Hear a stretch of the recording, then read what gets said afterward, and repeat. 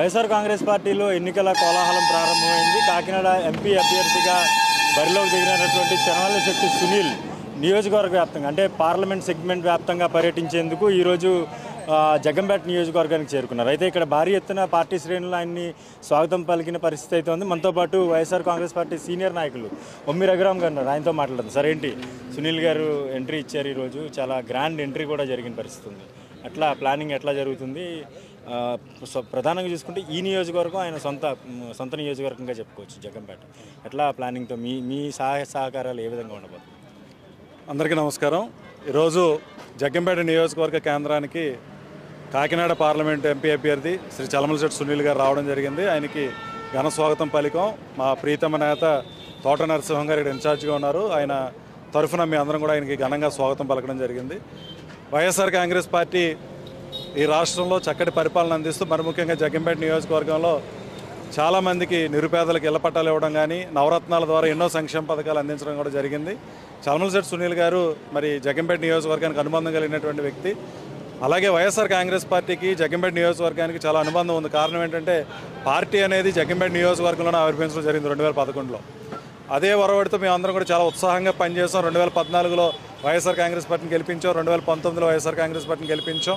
చాలా దురదృష్టం 2014లో గెలిచిన అభ్యర్థి పార్టీని విడిచి వెళ్ళిపోయినప్పటికీ కూడా 2016లో మేము నిరుత్సాహపడకుండా వైఎస్ఆర్ కాంగ్రెస్ పార్టీ గెలుపుకి కేడర్ అందరూ కూడా లీడర్గా నిలబడి మేము గెలిపించుకోవడం జరిగింది. 2019లో కూడా చాలా 23,000 మెజార్టీలో జగ్గంపేట నియోజకవర్గం ఎప్పుడు కూడా అంత అత్యధిక మెజార్టీతో గెలిచిన అభ్యర్థి లేదు.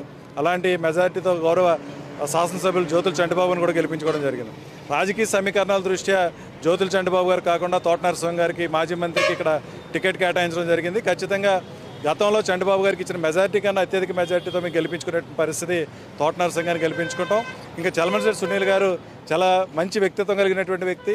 మరి ముఖ్యంగా సేవ ఆయన ప్రధానమైనటువంటి అవధిగా వ్యాపారం ద్వారా ఎంతోమందికి ఉపాధిని కల్పిస్తూ ఎన్నో సేవా కార్యక్రమాలు చేసినటువంటి కుటుంబం నుంచి వచ్చినటువంటి వ్యక్తి. చాలా దురదృష్టం, గతంలో 3 సార్లు ఆయన ఓటమి చెందారు. కానీ ఇప్పుడు మాత్రం ఖచ్చితంగా ఆయన కాకినాడ పార్లమెంట్ నుంచి గెలిచేటటువంటి పరిస్థితి ఉంది. మేమందరం కూడా సైనికుల్లా పనిచేస్తాం.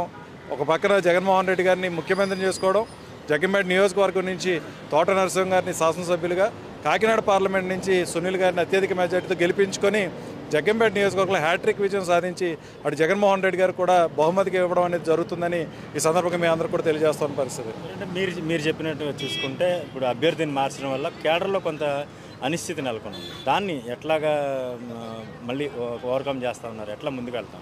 జగ్గంపేట నియోజకవర్గం ఎప్పుడు కూడా వైఎస్ఆర్ కాంగ్రెస్ పార్టీ కంచుకోట. గతంలో కూడా కాంగ్రెస్ పార్టీకి 2004లో 2009లో అంటే ఇక్కడ తెలుగుదేశం గెలిచి 4 ఎలక్షన్ల నుంచి అసలు తెలుగుదేశం గెలిచినటువంటి పరిస్థితి లేదు. అంత బలమైనటువంటి నియోజకవర్గం జగ్గంపేట నియోజకవర్గం.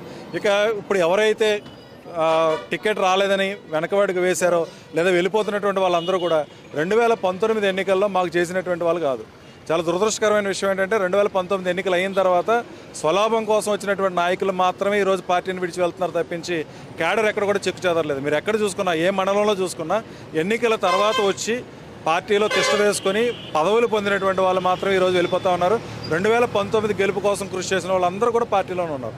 ఖచ్చితంగా మేము మరొకసారి విజయం సాధించడం ఖాయం. 5వసారి కూడా ఇక్కడ కాంగ్రెస్ పార్టీకి అంటే గతంలో 2 సార్లు, ఇప్పుడు 3 సార్లు వైఎస్ఆర్ కాంగ్రెస్ పార్టీ గెలిచి కేడర్ ఎంత బలంగా ఉన్నారన్నది మరొకసారి మేము నిరూపించబోతా ఉన్నాం. రఘురామ్ గారు చెప్తున్నట్టు చూసుకుంటే పార్టీ ఆవిర్భవించింది కూడా జగ్గంపేట నియోజకవర్గంలోనే.